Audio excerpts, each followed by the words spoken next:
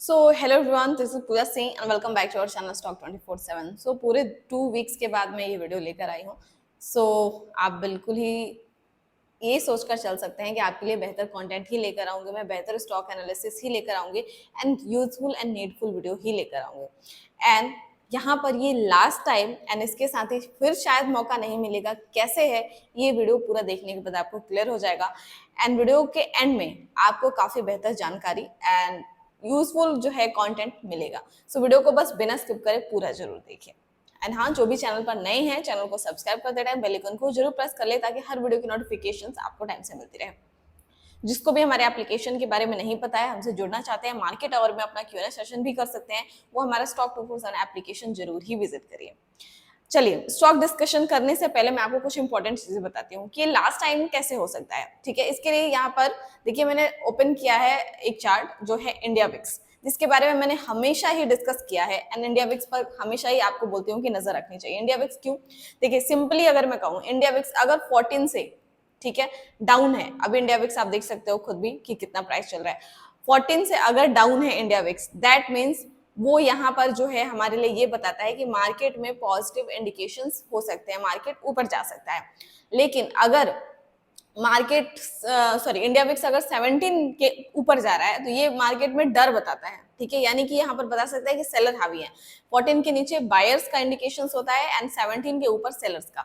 अभी ये 11 point something जो है हमें देखने को मिल रहा है इंडिया विक्स, जिसका मतलब क्या है, बहुत ही डाउन है एंड इसीलिए ये लास्ट टाइम हो सकता है। अब लास्ट टाइम की अगर मैं बात करूं तो यहाँ पर देखिए कुछ और चीजें हैं। ये मंथली चार्ट है इसका इंडिया विक्स का।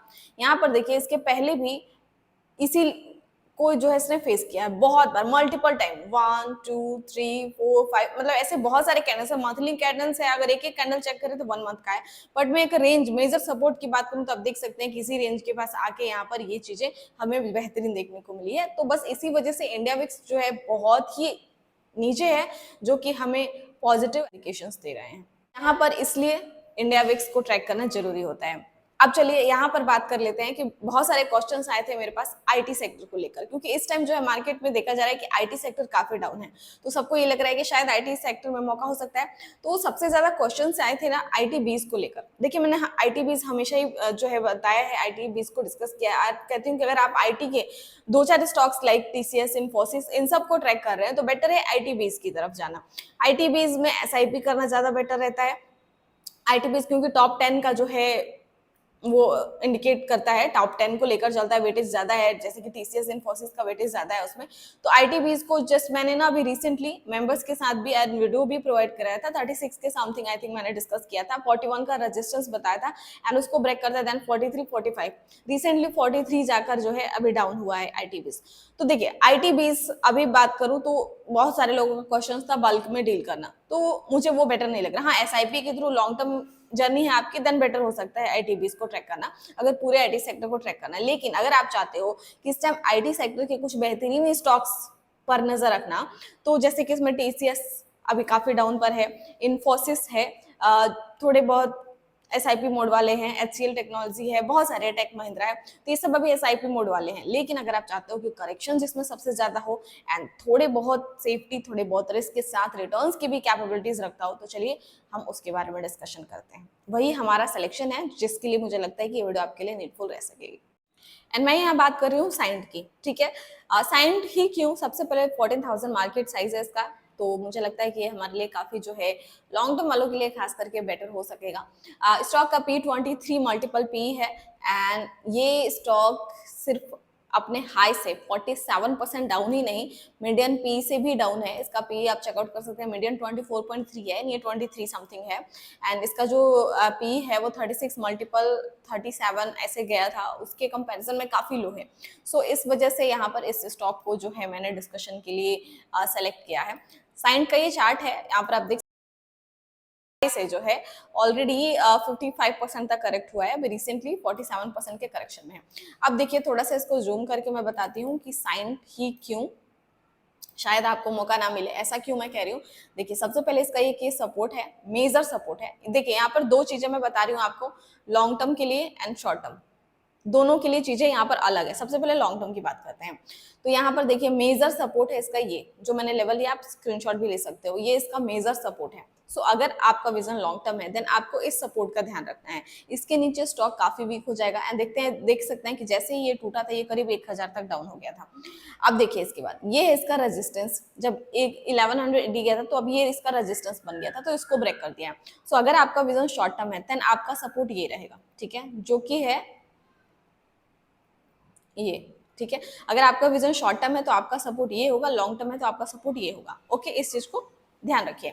अब ये क्यों, अब देखिए जैसे इस लेवल का ये रेंज था इसका ब्रेकआउट किया है, तो अब एक रिटेस्ट जरूर रहेगा। रिटेस्ट करने के बाद देखिए यहाँ पर रेड कैंडल और ये ग्रीन कैंडल, अगर आप थोड़ा सा यहाँ पर देखेंगे तो ये रेड कैंडल को ग्रीन कैंडल ने जो है इंगल्फ कर लिया है, खा गई है। तो इसका मतलब क्या है कि यहाँ से ये रिवर्सल इंडिकेशंस होते हैं इस कैंडल्स के अकॉर्डिंग।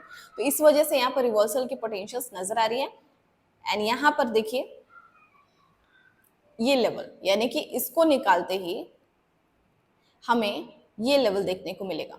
ओके, सो अगर आपका विजन शॉर्ट टर्म है तो आपको इसका ध्यान रखना है। अब देखिए चीजें क्लियर कर दूं कि अगर आपका विजन शॉर्ट टर्म है, इस सपोर्ट का, इस रेजिस्टेंस का आपको ध्यान रखना है। एंड अगर आप लेट भी हो जाते हो तो आपका ये छोटा सा रेजिस्टेंस जोन है, इसके बाद भी आपको मौका मिल सकेगा।